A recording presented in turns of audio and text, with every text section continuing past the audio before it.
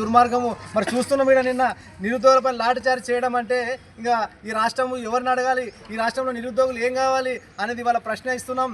తక్షణమే ఏదైతే ప్రభుత్వం ఉందో ఖచ్చితంగా జాబ్ క్యాలెండర్ అన్నావు, మరి ఏమైంది జాబ్ క్యాలెండర్? మరి ఇవాళ యూపీఎస్సీ తరహాలో జాబ్ క్యాలెండర్ ప్రకటిస్తున్నావు. గ్రూప్ 1 ఉద్యోగాలు వేస్తున్నావు, గ్రూప్ 2 ఉద్యోగాలు వేస్తున్నావు, గ్రూప్ 3 వేస్తున్నావు, మెగా డిఎస్సి 25,000తో మెగా డిఎస్సిని ఫిల్ చేస్తున్నావు. ఇంతవరకు డిఎస్సి గతి లేదు. ఇంతవరకు కాంగ్రెస్ ప్రభుత్వం వేసింది కేవలము 10,000 ఉద్యోగాలే తప్ప ఇవాళ ఆనాడు కేసీఆర్ గారు ప్రభుత్వంలో ఉన్నప్పుడు ఉద్యోగాలను అన్నీ పెట్టి మరి కేవలం నియామకాలు ఇచ్చినాడు. అంటే నియామకాల ముఖ్యమంత్రి తప్ప ఇవాళ ఉద్యోగాల ముఖ్యమంత్రి కాదు. ఎందుకంటే ఆయన వేసింది 10,000 లెక్కలు కరెక్టే ఉన్నాయి, అంతేగాని అంతకుమించి ఏమీ ఎక్కువ లేదు. మరి మందికి పుట్టిన బిడ్డ మా బిడ్డ అని చెప్పుకుంటూ నేను 50,000 ఉద్యోగాల్లో ఫిల్ చేసిన అంటున్నాడు. ఎక్కడ శ్వేతపత్రం విడుదల చేయి ఇవాళ 50 ఉద్యోగాలు ఏడ నింపినావు? మరి ఈ రకంగా ఉన్నాయి.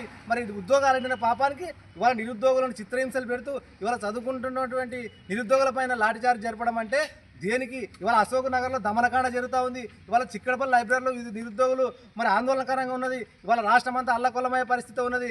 ఖబర్దార్ కాంగ్రెస్ ప్రభుత్వం, ఖబర్దార్ రేవంత్ రెడ్డి, ఖచ్చితంగా నిరుద్యోగులకు ఇచ్చినటువంటి మాట ఏవైతే హామీలు ఇచ్చినావో వాటిని నిలబెట్టుకోవాలి.